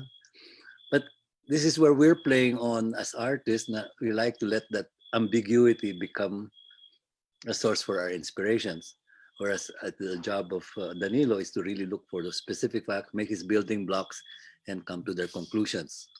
So I don't take it personally if Danilo said that maybe he's not a Filipino, but at least we know that he might have come from this part of the world. Yeah. Well, Kidlat, actually, if I may add, there would, if we will put a little some in our profession, a sort of a literary license in some way, will allow certain kind of an extrapolation. There could be a possibility also, if I would say, could it be possible that Enrique was a Filipino? There was a certain instance in Magellan's profession as a navigator, when in fact after the conquest of Malacca, there was a certain report which says that that's probably the reason why the king of Portugal hated Magellan after a while. That's why he transferred to Spain, was because it is said that Magellan made an illegal travel to the Spice Islands from Malacca. Malacca, of course, where Singapore is closer to Singapore. Then they traveled to Spice Islands, probably went to Sumatra and other places, and even reaching as far as the Philippines. Imagine, this is 1511, 1512. So could it be possible that he was guided after he captured, let's say Enrique in Malacca? Could it be possible that he went east and eventually arrived in the Philippines after a few days? Because apparently at the time they said a week's time you can already be in the Philippines in your journey from Malacca. So I do not discount the possibility that I was completely wrong when I say, okay, you're right, and say Enrique was not a Filipino. So there's always a possibilities involved. Artists of the world, we have an ally with Danilo. Bravo. It's a possibility. Meg, I think there are questions here from Ahmad. Yes. Yeah. Fawad Osman. Can you read it? I A think? question. As a visual artist myself, I'm of course drawn to the artistic license that allows us to many possibilities to relook and reinterpret histories. But clearly, to a historian, Mr. Danilo, his story is factual, not merely fictional. My question is, how do you see the impact of Mr. Quirino, himself a respected historian, who used fiction to rewrite the history of the Philippines? Well, of course, today when we speak of postmodernity, all these things, there's already the convergence between facts and fiction, speculations and history, so-called symptomatic analysis. Even historians would also engage in what they call symptomatic analysis of facts. So there's a possibility that, well, how can we prove whether right or wrong? It's already, in a way, it's already acceptable among historians. But of course, there are still mainstream historians, just like me, would still work on this on evidence as a deciding factor in terms of our own theorizing as historians. So still, there's a possibility that we can look at this particular oral traditions, in fact, or even speculations based on the few scraps of documents that we have, and establish certain kind of certain belief about who Enrique was.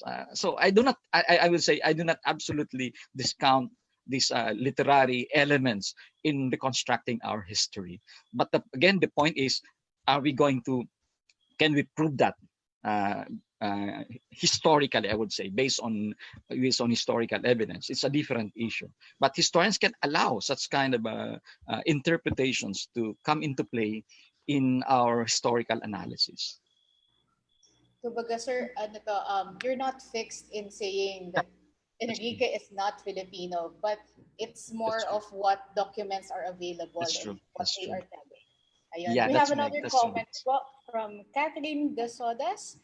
Thank you, guest historian, for relating some of our Philippine history. Congratulations. We Igorots are not the only tribe that use bahag. So can you, historian, can find where the Igorots originated before they settled in Cordillera? Thank you, Philippine Embassy in Spain. Well, Kidlat. okay, there were all these old theories that the people who went to Cordilleras were from migrations of who came with the ocean currents and the trade winds, no? But then, of course, there are also these new theories. I was mentioning, Danilo, that there was this Bellwood original Austronesian theory that we came from China via Formosa, but now this is being challenged by Oppenheimer. Oh, I'm sounding like a PhD, who has been bringing up the possibility that when they came from Formosa, that it was the Austronesians that started in the South Sea Islands and started because they were seafarers. They reached as far as Hawaii on the west, on the east, and Madagascar on the west.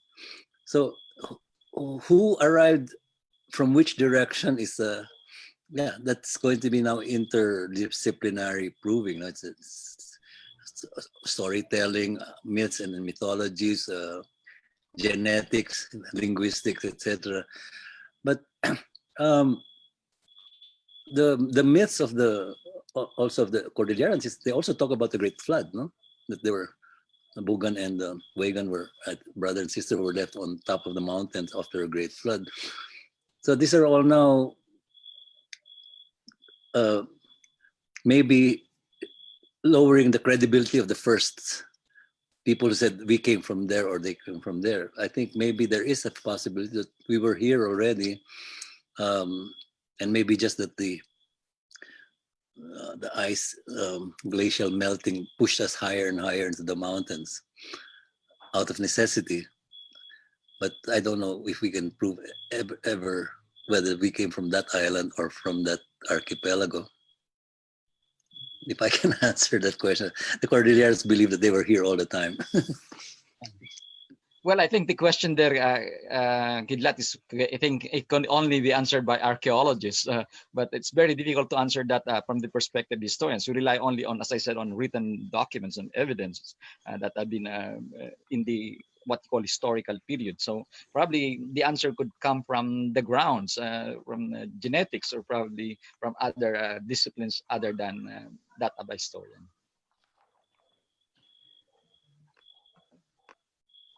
Thank you, everyone.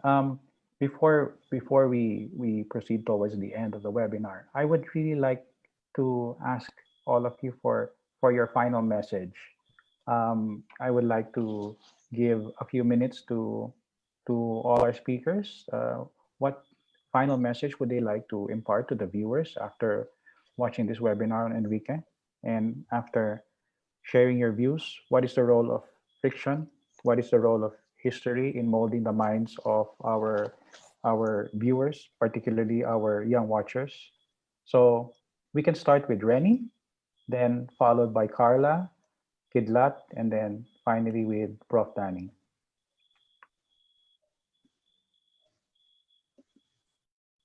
Yeah, I find it very interesting, Adi, that this webinar is emanating from the Philippine Embassy in Spain.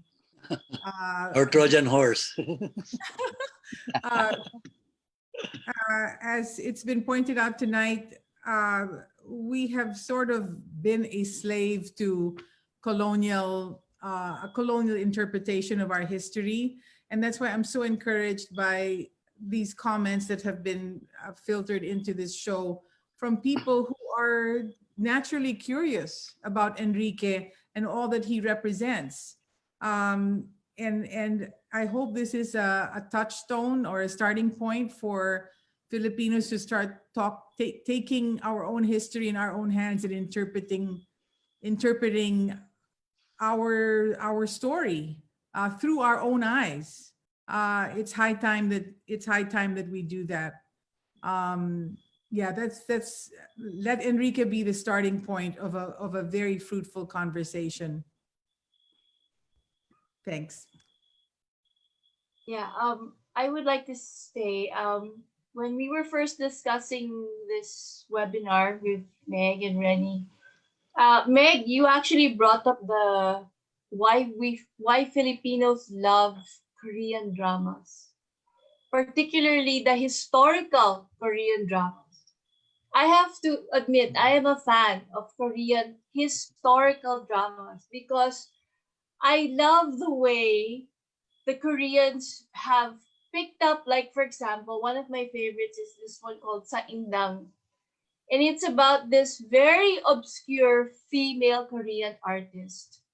And they've been able to portray a life, a heroic life, and this woman fighting for her craft, and well, just to make it shows how much Koreans love their country, love their history, and I think that's what's lacking with us in our teleseries, in our we don't see this love for country, and I think it's really because we don't value our history, and we're only hearing it again. We've been hearing it for a very long time from the Western point of view, and so we now need to be hearing our stories. That's really also what history is. It's our story from our point of view, from the Filipinos' point of view. And hopefully that will create really a love for country, a love for nation. And maybe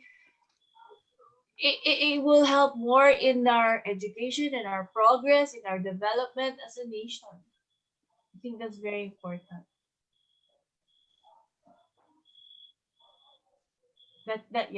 That's all I want. It's like really we should be exploring our history. So Kidlat, can we hear from you? It's your turn. Okay, I'd like to end with a visual, maybe, which might be metaphorically connected with what we're talking, like always taking the history from the point of view of the others, no? From outside, or getting a worldview because Hollywood has bombarded us with all kinds of stories.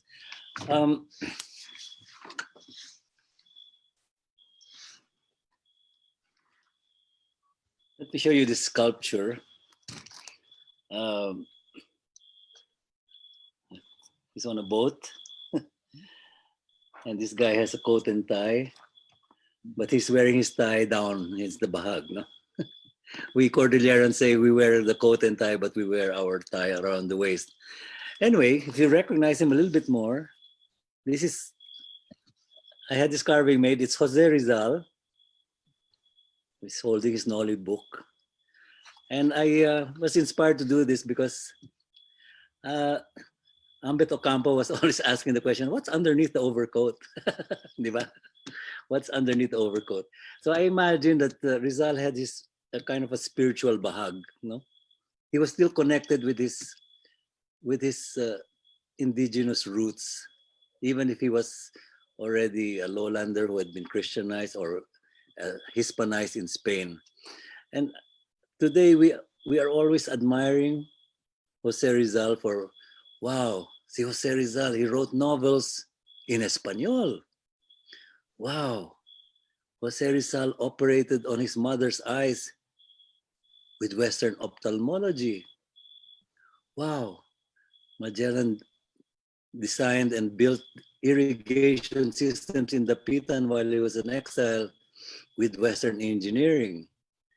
Now, I think we shouldn't be admiring him because he was so Westernized and did all those things, but more that he was able to be flexible, pick up all those other things that could be useful here, but because he was certain about himself, because he was still wearing his spiritual bahag. Okay, I'm sure that the historians will lynch me on this because there's no proof that we don't know about how the people in Calamba were dressed before that. But I think this is what we're talking about today, that we can, Danilo has his academic training, and that he has to build his storytelling from whatever citations he can get, no? And we have a certain flair, call it flair or call it license, but because we're trying to look for something that's relevant to the Filipinos today. And so we're looking for heroes, and we find a nice story. It's not just because it's a story, but it also has a little bit of historical foundation to it. So if we can salvage from that story something that will be important, and in this way, like I say, if Rizal, we can look at him as somebody who also was Westernized, but he must have still had something from his own country that made him even die for his country. And in this sense, find more heroes, and let's not get stuck with Pepe, but let's find our heroes and I think the young people are looking for them. And I hope if any of you listeners are young filmmakers or potential writers or potential painters, let's look into the 7,000 Islands. Maraming sulok dyan. Maraming bayani. Marami nating pagkukwentuhan. Sugod, mga kapatid.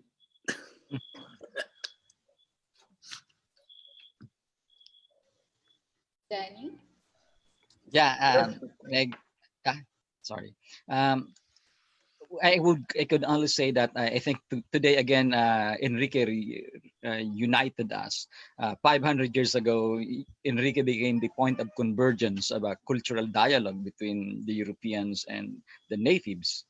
Today, there is a certain kind of convergence among different disciplines, history, literature, film, and I think it brought us together. Again, this time through the initiative of Congen and the Philippine Embassy in Madrid, that we talk about him again. It's actually a nostalgic journey back, but at the same time, it's a realization that at the end of the day, we have one thing in common: Spaniards, Filipinos, scholars, historians, literature experts, and filmmakers. And I think this is, for me, the legacy of Enrique today.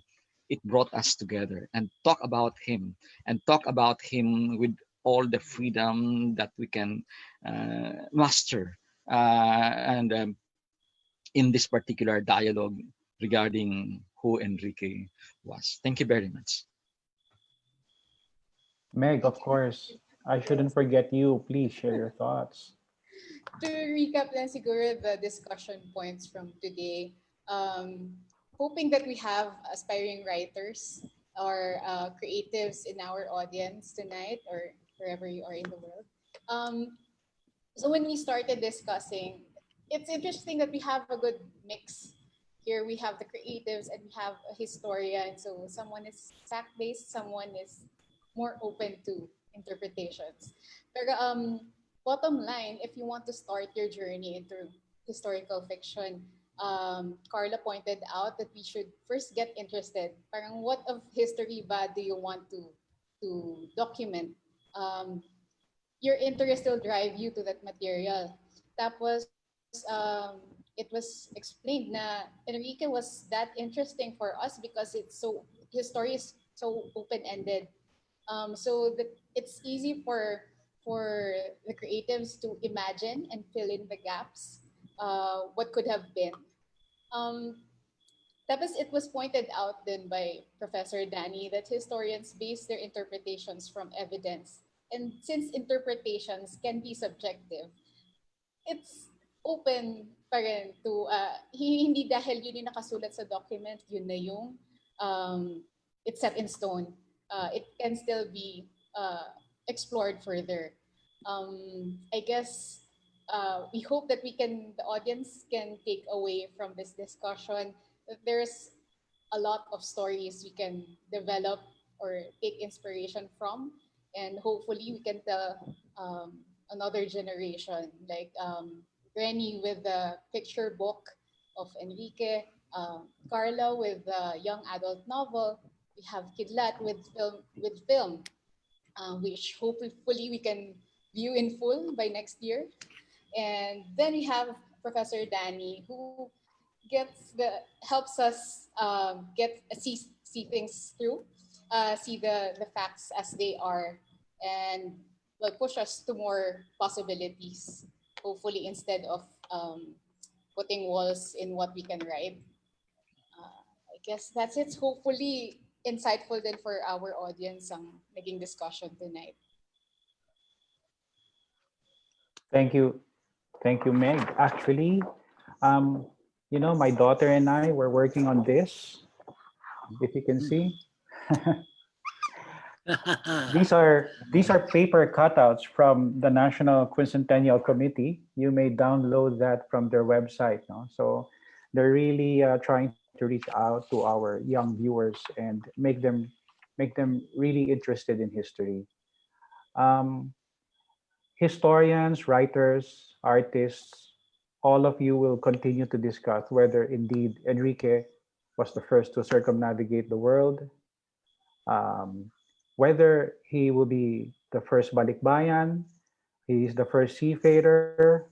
That is really subject to continuous debate, but we thank our discussants here for sharing their views. And Meg, thank you for summing up the views of our guests and also for co-hosting this activity with me. And we're really very grateful again to feature our guests, Renny Rojas, Carla Pasis, Kidlat Tahimik, and Danny Herona.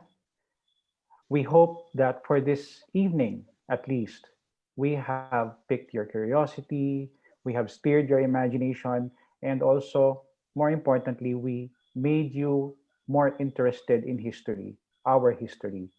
And as one of our speakers have said, let's continue to find and identify heroes, our heroes. So on behalf of Ambassador Philip Louvillier, I would like to thank everyone for watching this video. If you have questions to our guests, we will post their emails and then you can ask them directly. And sa mga guests po natin, feel free if you have a project that you have in mind. The Philippine Embassy in Spain will always be happy to collaborate with you. So, on this note, marami pong salamat and magandang umaga, magandang hapon, magandang gabi po sa inyo lahat. Thank you very much. Arriba 2021! See you. See you here in Spain, Kidlat. See you Bye-bye. there. Bye-bye.